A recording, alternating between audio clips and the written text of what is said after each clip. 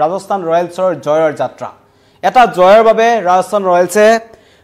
অপেক্ষা কৰিবলগা হ'ল 3খন মেচলৈ আৰু এই 3খন মেচত অধিনায়কৰ দায়িত্বত আছিল অসম সন্তান ৰিয়ান পৰাগ ইয়াৰ আগতে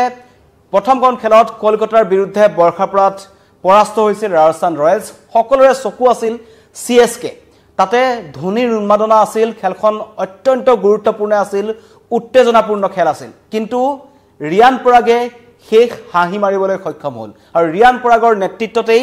বৰ্ষাপাৰাৰ পৰা এই যাত্ৰা আৰম্ভ হৈছে এক প্ৰকাৰ ৰাজস্থান ৰয়েলছৰ জয়যাত্ৰা বুলি ক'ব লাগিব ৰিয়ানৰ জয়যাত্ৰা বুলি ক'ব লাগিব কাৰণ বৰ্ষাপাৰা অত্যন্ত গুৰুত্বপূৰ্ণ আছিল কাৰণ লোকেল বয় ৰিয়ান পৰাগে এবাৰ আশাহত নকৰিলে যিদৰে তাৰ পৰা আশা কৰিছিল অসমৰ ক্ৰিকেট প্ৰেমীয়ে অসমৰ ক্ৰীড়া অনুৰাগীসকলে ৰিয়ানৰ অনুৰাগীসকলে কোৱা হৈছিল প্ৰথম দুখন খেলত খুব বেছি সফল আছিল ৰিয়ান পৰাগ যাৰ বাবে হয়তো অধিনায়কৰ প্ৰেছাৰ আছিল তেওঁৰ ওপৰত আৰু প্ৰথমবাৰৰ বাবে আইপিএলৰ দৰে প্ৰেক্ষাপটত ৰিয়ান পৰাগে অধিনায়কৰ দায়িত্ব পালন কৰি আছিল এটা অতি ডাঙৰ কথা এটা অতি গৌৰৱৰ কথা এতিয়া সকলো অসমবাসী এই কথাটো কৈছে এটা গৌৰৱৰ কথা অতি কম বয়সীয়া এজন খেলুৱৈ অসমৰ পৰা গৈয়ে তেওঁ ইন্টাৰনেশ্যনেল তেওঁ ডেবিউট কৰিছে আৰু আইপিএলৰ দৰে এটা প্ৰেক্ষাপটত বা আইপিএলৰ দৰে এটা টুৰ্নামেণ্টত গৈ তেওঁ ৰাজস্থান ৰয়েলছৰ দৰে এটা টিমক সন্মুখৰ পৰা নেতৃত্ব দিছে তাকো বৰ্ষাপাৰাত ইয়াতকৈ বেছি গৌৰৱৰ কথা কি হ'ব পাৰে তাতোতকৈও মানুহ এতিয়া ক্ৰীড়াপ্ৰেমীৰ মাজত এটা ভাল দেখিছে বা সকলোৱে ৰিয়ান পৰাগক উচ্চ প্ৰশংসা কৰিছে যে ধোনীৰ যি সিএসকে হ'ব পাৰে ঋতুৰাজ গায়কোৱাড সিএসকেৰ কেপ্টেইন কিন্তু ধোনী থকা অৱস্থাত ফিল্ডত মহেন্দ্ৰ সিং ধোনী থকাটো এটা অন্যতম প্ৰত্যাহ্বান ইমানে তেখেতৰ অভিজ্ঞতা আছে মহেন্দ্ৰ সিং ধোনীৰ গতিকে তেনেকুৱা এজন খেলুৱৈ থকা মানে এটা অধিক প্ৰত্যাহ্বান থাকে গতিকে তেনেকুৱা এখন শ্বাসৰুদ্ধকৰ মেচত ৰাজস্থান ৰয়েলছে শেষ হাঁহি মাৰিলে আৰু ক'ব লাগিব যে হোম গ্ৰাউণ্ড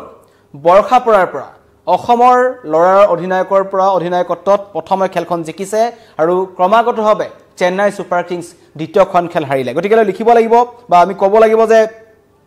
জন্মভূমিত ৰিয়ানে এক নতুন অধ্যায় লিখিছে আৰু ৰিয়ানৰ নেতৃত্বত যি জয়লাভ কৰিছে অধিনায়ক হিচাপে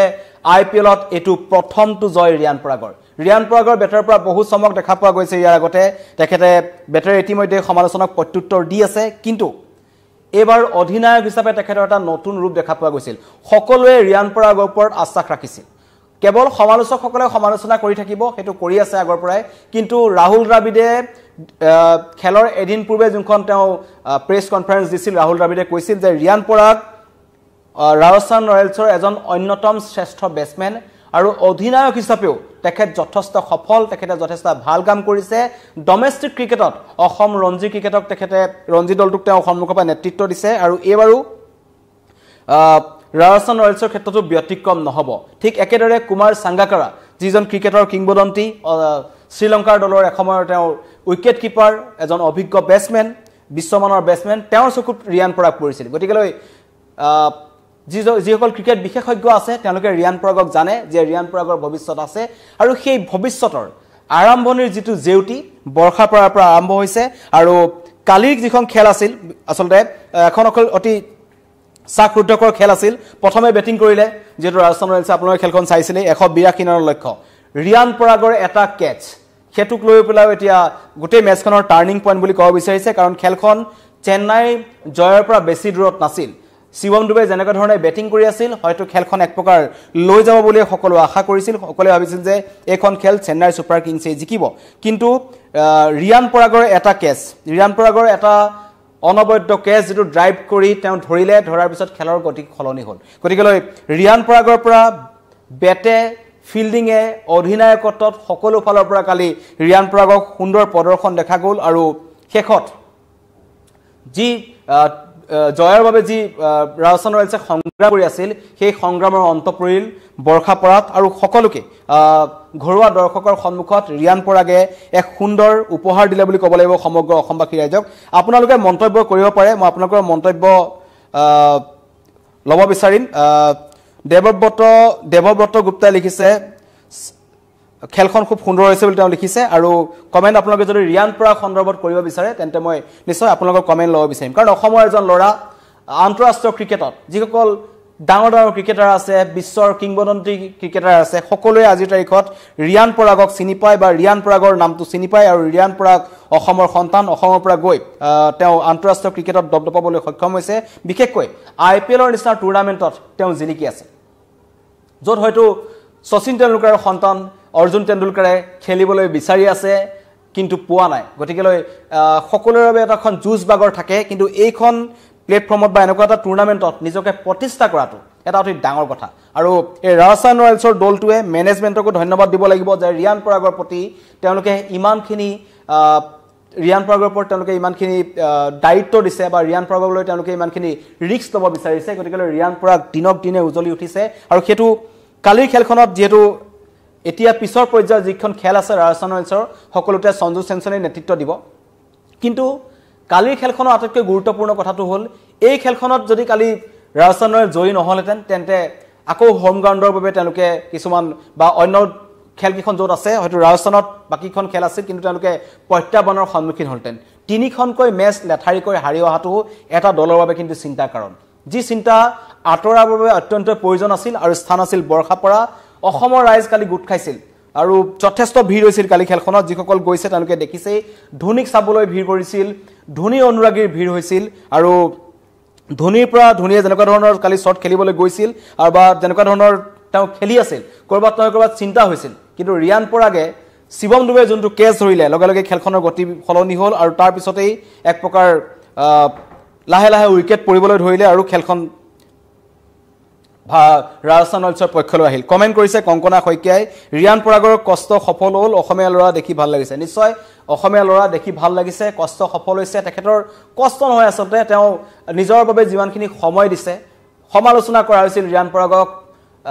আজিৰ তাৰিখত ক'বলৈ বেয়া তেখেতক পান পৰাগ বুলি মানুহে ট্ৰল কৰিছিল কিন্তু সেইজন ৰিয়ান পৰাগে আজি ৰাজস্থান ৰয়েলছক সন্মুখৰ পৰা নেতৃত্ব দি CSKৰ নিচিনা টিমৰ বিৰুদ্ধে তেওঁৰ জীৱনৰ প্ৰথমটো IPL অধিনায়ক হিচাপে প্ৰথমটো জয় তেওঁ পাইছে গতিকেলৈ এয়া সমগ্ৰ অসমবাসীৰ বাবে এটা গৌৰৱৰ কথা আৰু আজি ৰিয়ান পৰাগক লৈ সমগ্ৰ অসমবাসী গৌৰৱান্বিত সকলোৱে ৰিয়ান পৰাগক ধন্যবাদ দিছে অভিনন্দন জ্ঞাপন কৰিছে মহালি চিন্তিয়া লিখিছে ৰিয়ান জিন্দাবাদ ৰিয়ানৰ ভাল হওক ৰুবুল শইকীয়াই লিখিছে ৰিয়ান পৰাগৰ খেলৰ কথা কৈছে গতিকে ৰিয়ান পৰাগৰ কালি তেখেতৰ খেলপথাৰ যেনেকুৱা ধৰণৰ তেখেতৰ মনোবল দেখা পোৱা গ'ল উইকেট সেলিব্ৰেশন যেটো দেখা পোৱা গ'ল তেখেতে কেচটো ধৰাৰ পিছত আত্মবিশ্বাস তুংগত আছিল ফিল্ডত ধোনী আছিল যিজন ধোনীক ৰিয়ান পৰাগৰ এখন ফটো আপোনালোকে ইতিমধ্যে হয়তো দেখিছে ধোনী যেতিয়া আহিছিল গুৱাহাটীলৈ যেতিয়া আন্তঃৰাষ্ট্ৰীয় ক্ৰিকেটত ধোনীয়ে দপদপাই আছিল সেইটো সময়ত ৰিয়ান পৰাগৰ পিতৃ পৰাগ দাস যাক আমি সকলোৱে চিনি পাওঁ অসমৰ এজন অভিজ্ঞ ৰঞ্জী খেলুৱৈ তেওঁ যেহেতু ধোনীৰ সৈতে একেলগে খেলিছিল ৰিয়ানৰ পিতৃয়ে খেলিছিল একেলগে গতিকে সেই পিতৃয়ে লৈ গৈছিল ৰিয়ান পৰাগক আৰু ধোনীয়ে তেওঁক লগত এখন মৰা ফটো এতিয়াও আছে ভাইৰেল হৈ থাকে সেইজন ধোনীৰ বিৰুদ্ধে কিন্তু কালি বৰ্ষা পৰাত তেওঁৰ বেটৰ পৰা খুব চমকপ্ৰদ ইনিংছ দেখিবলৈ পোৱা গ'ল 28টা বলত 37 স্থানৰ এটা ইনিংছ কালি ৰিয়ান পৰাগে খেলিলে আৰু হেতু এটা গুৰুত্বপূৰ্ণ ইনিংছ কাৰণ দুটা 6 আছিল বিশাল 6 আৰু দুটা 4 গতিকে ৰিয়ান পৰাগৰ বেটত যি চুক আছিল সেই চুক কালি দেখিবলৈ পোৱা গ'ল আৰু আটাইতকৈ ভাল লাগিল অসমবাসীৰ সন্মুখত কালি কোন উপস্থিত নাছিল সাৰা আলী খান আহিছিল অংগৰাগ পাপন মহন্ত কালি ষ্টেডিয়ামত উপস্থিত আছিল মুখ্যমন্ত্ৰী উপস্থিত আছিল গতিকে কালি সেলিব্ৰিটি সকলো আহিছিল সকলোৰে আশা আছিল যে ৰাজস্থান ৰয়েলছে অভিযানৰ এই 2025 চনৰ যি IPLৰ অভিযানৰ যি আৰম্ভণি প্ৰথমটো জয় বৰ্ষা পৰাৰ পৰাই কৰক কাৰণ লোকেল বয় ৰিয়ান পৰাগৰ নেতৃত্বত তেওঁলোকে কালি খেলি আছিল আৰু সমগ্ৰ অসমবাসীয়ে যি বিচাৰিছিল সেয়া হ'ল আৰু ৰিয়ান পৰাগৰ যি আশা আছিল কোৱা হৈছিল প্ৰথমতে সমালোচনা কৰে যেটো হাৰিলেই সমালোচনা আহি যায় হেতু কেৱল ৰিয়ান পৰাগৰ ক্ষেত্ৰত নহয় অসম ভাৰতত এটো আগতে আমি দেখিছো যেটা টিম ইণ্ডিয়াৰো কেতিয়াবা কৰবাত নহয় কৰবাত যেটা বিফলতাৰ সন্মুখীন হয় সমালোচকসকলে সমালোচনা কৰে বিভিন্ন সময়ত শচীন তেণ্ডুলকাৰ দৰে খেলুৱৈৰ ঘৰলৈ মানুহে শিলগুটি নিক্ষেপ কৰিছিল সমালোচনা কৰিছিল কিন্তু যেতিয়া খেলপথাৰ তেওঁলোকৰ পুনৰ দবদপনি দেখিবলৈ পোৱা গ'ল বা উচিত প্ৰত্যুত্তৰ দিলে বেটেৰে খেলেৰে তেতিয়া কিন্তু সমগ্ৰ অনুৰাগীয়ে এতিয়া জয়গান গায় গতিকে ৰিয়ান পৰাগৰ ক্ষেত্ৰটো ব্যতিক্ৰম নহয় ৰিয়ান পৰাগৰ লৈ যথেষ্ট আশা আছিল যাতে ইয়াৰ পৰাই জয়ৰ যাত্ৰাটো আৰম্ভ হওক ৰিয়ান পৰাগৰ আৰু সেই যি যাত্ৰা যেনেকৈ আৰম্ভ হ'ব লাগিছিল হৈ গ'ল আৰু ধোনী আহিল সকলো ফালৰ পৰা এই খেলখন অত্যন্ত গুৰুত্বপূৰ্ণ আছিল কাৰণ মহেন্দ্ৰ সিং ধোনী IPL খেলিবলৈ প্ৰথমবাৰৰ বাবে গুৱাহাটীলৈ আহিল সকলোৰে আশা আছিল মহেন্দ্ৰ সিং ধোনী কেপ্টেইন কোন থালাক ওচৰৰ পৰা চোৱাৰ অনুৰাগীৰ আশা পূৰণ হ'ল ধুনীয়া বৰ্ষাৰ পাৰত খেলিলে দ্বিতীয়টো যদি আশা ক'বলৈ যাওঁ সকলোৱে বিচাৰি আছিল যে ৰিয়ান পৰাগ যেটো অসমৰ ল'ৰা খেলি আছে অসমৰ ল'ৰাৰ সন্মুখত এটা প্ৰত্যাহ্বান আছিল তেখেতে প্ৰথম দুখন মেচ হাৰি আছিল তৃতীয়খন মেচ জিকিব লাগে সেই আশাও পূৰণ হ'ল গতিকে এইখন খেল এখন অতি ৰোমাঞ্চকৰ খেল হ'ল 6 ৰানত জয়লাভ কৰিলে অতি চাকৰুদ্ধকৰ মেচ আছিল কিন্তু ৰিয়ানে ইতিহাস ৰচিলে ৰিয়ানে আইপিএলৰ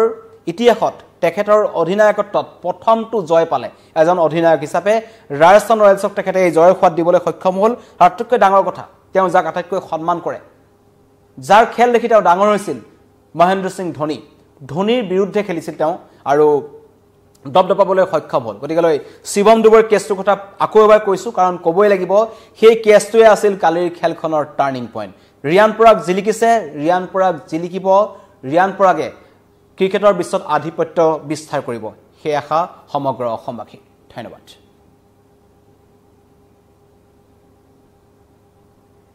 জি আমাৰ ৰিয়ান পৰাগে জিকি আমাক মানে প্ৰাউড কৰিছে we are proud of him Asomiya লৰাই আমাক দেখুৱাই দিছে Rajasthan Royals Rajasthan Royals team জিকা বহুত ইম্পৰ্টেন্ট আছিল হোম গ্ৰাউণ্ডত স্পেশালি ৰিয়ানে যেটো ইনিংস খেলিছে বেটিং এৰে আৰু যেটো ক্যাচ ধৰিছে একদম ট্ৰুমেন্ডাস শিৱম দুবৰ উইকেটটো হৈছে ক্ৰুচিয়েল পইণ্ট টাৰ্নিং পইণ্ট জি আমাৰ ৰিয়ান পৰাগে জিকি আমাক মানে প্ৰাউড কৰিছে we are proud of him